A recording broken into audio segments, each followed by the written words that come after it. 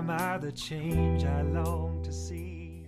Thank you for taking the time to pause with me, Kimberly Joyce, your host on this 21-day empowering educational series. Take a journey within to confidently step into whom you were meant to be through self-awareness, self-acceptance, and self-love. Today, I am honored to have the opportunity to ask Shelly Lefkoe, co-founder of the Lefkoe Institute, just a few questions. Shelly teaches a process that enables people to eliminate their beliefs and change challenging behaviors to improve the quality of your life. What she finds fascinating about her work is how people's beliefs about themselves, life, and even parenting determine their behavior, feelings, and emotions, and how powerfully these beliefs grip people's lives. Thank you, Shelly, for sharing your time with us today. Well, how do you define beliefs? What the deep-seated beliefs that have been wired or programmed into us? Yeah, so I don't think beliefs are deep-seated, and I don't think they've been programmed into us. So those are two myths. Beliefs are what a belief is it's a statement about reality that you believe is the truth. Most of our beliefs are unconscious. We don't know we have them, but they haven't been programmed into us. It's an inaccurate way of saying it. What so is, we come into this life, and we don't know if we're good enough or not good enough. We don't know if we're important or not important. We don't know that there is such a thing called mistakes and failures. We don't know if money is scarce and hard to get or it's abundant. And we look around and we're born in this little environment, and those beliefs get formed by observing what happens in the first 5 to 6 years that you arrive. So if you're criticized all the time, you're going to conclude, I'm not good enough. If you don't get attention, you will conclude, I'm not important. Because it's what my work is very fundamental. Children all over the world, I've been to every country, I have clients in every country, I do workshops in all over. And in my experience, every child wants affection, attention, and acknowledgement.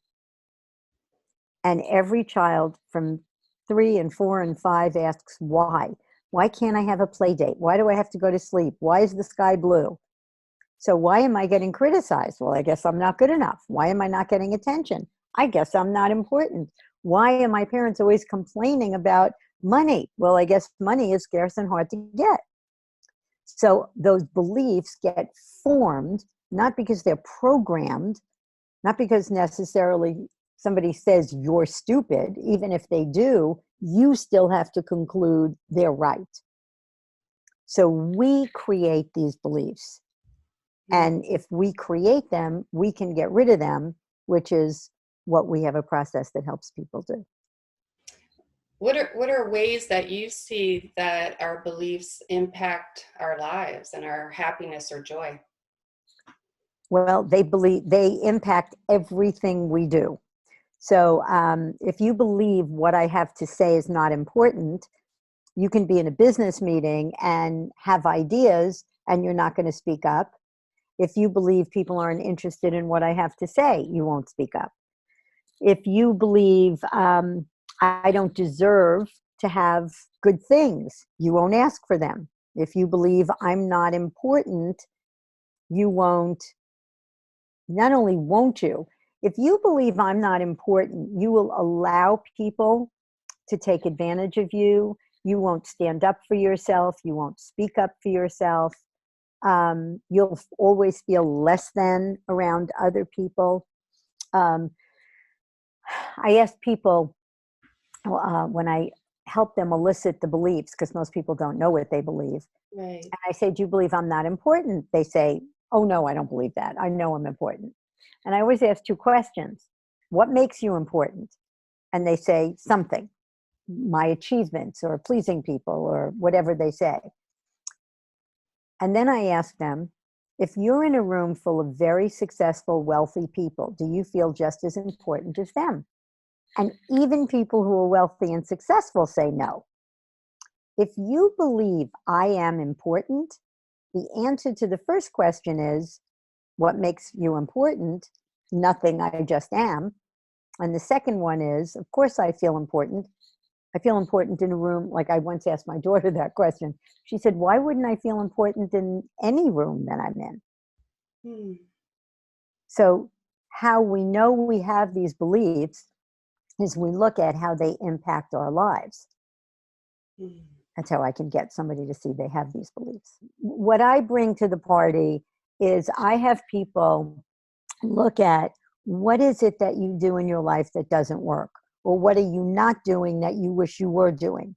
And then we uncover the beliefs. So having me on is just for people. I can't eliminate your beliefs in 20 minutes on a webinar or a podcast. But what I can do is make you aware that until you get rid of these beliefs, they generally run your life. And you can push them down. It's like holding a beach ball underwater, and you could learn how to cope with them. But until you get rid of them, they're going to run your life. And we have a program called Natural Confidence for people who either can't afford to do personal sessions with me or don't want to do personal sessions. And it's the 19 most common beliefs that people have. And we have a recording, Morty and I taking you through this process 19 times to eliminate the most common beliefs, like mistakes and failures are bad. If I make a mistake, I'll be rejected. And it's called Recreate Your Life. So if you go to recreateyourlife.com, you can eliminate a belief for free and see what it's like. And then if you want to go further, you just get the Natural Confidence program. What are some of the basic ways that, or how we influence other people or even our health? Well, if you have the belief, the way to get attention is to be sick, or you're going to find yourself being sick and getting hurt a lot. If you have the belief, I'm not important, you may not feed yourself well. You may not take the time to cook a beautiful meal for yourself. Mm-hmm. So beliefs definitely affect our health. If you have beliefs that make you stressed, you're not going to be healthy because you're going to be stressed all the time. And that's not a healthy way to live life. And that triggers so, that fight or flight response in us as well. Mm-hmm. Right. Yeah, so beliefs affect every aspect of our lives. If you have the belief that money is the root of all evil, it's selfish to have money. People with money are bad. That you're going to get it and spend it or give it away or do something, but you won't have it. And how do we begin to overcome these or change these limiting beliefs to alter our life? Well, the only way I know how is the way I just told you. So we have a process that works, like Jack Canfield says, it works like magic because it actually eliminates the belief. But you have to go through the process. It's not my work is not it's a self process in that if you work with me, you're doing the work. If you do Natural Confidence, you're doing the work. But something takes you through a process. It's not a self-help program where you learn how to do it yourself. We have a program that teaches you how to do it, but that's a 10-week program.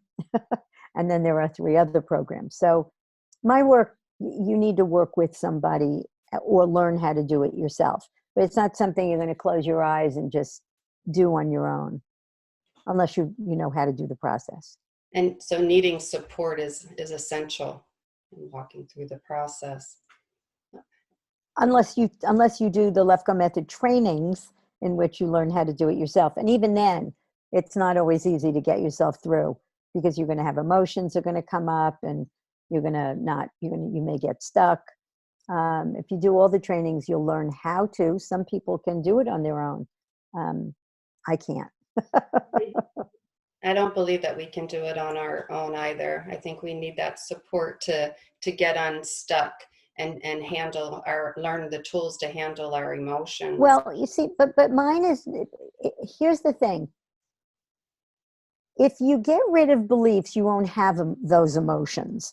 Learning how to handle your emotions, we have a whole nother course that teaches you how to not give it, dissolve the meaning that you give events so that you don't have the response that you have. But again, these are learned techniques and tools that you have to use in order to do the work. Be grateful. I mean, anytime I have a something I'm upset about, the first thing I do is I look at the meaning that I'm giving to the events. So, you know, if somebody walks by and doesn't say hello and I say, oh, they don't like me, or they're upset, or they're mad at me, I'm going to get upset. So I look at the meaning. I come up with one other meaning, one other possible meaning. It could mean they're distracted or they're busy. And then I get that what just happened doesn't have any inherent meaning. We don't know anything for sure because that happened. And the emotion will go away. Again, that's a 10-week course to learn how to do that. And in sessions, I also teach people how to do it. It's a very, very, very magical course, magical tool to dissolve meaning. But the second thing I do is I just close my eyes and I think about what I'm grateful for, you know, because you can't be upset and grateful in the same moment. So you can be grateful for your eyesight. You can be grateful for your hearing. You can be grateful for the fact that you live in a country where you feel safe. You know, you can be grateful for your friends, anything. Thank you. Thank you for sharing your wisdom and expertise today. Would you like to add anything else before we close? No, just, you know, go to recreateyourlife.com and eliminate a belief and see the power in it. Because for 30 years, I've seen people suffer needlessly. And when you do eliminate your beliefs, your suffering goes away. It's pretty powerful. Thank you. Thank you for sharing your time with us today. It takes a willingness to live in the present moment and not through the lens of old thoughts, feelings, and beliefs. We have a choice to create new beliefs. Change your beliefs, change your behavior. Change your behavior, change your results.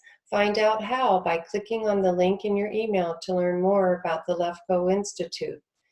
Join me on the next path, journey within, to confidently step into whom you are meant to be through self-awareness, self-acceptance, and self-love. Thank you.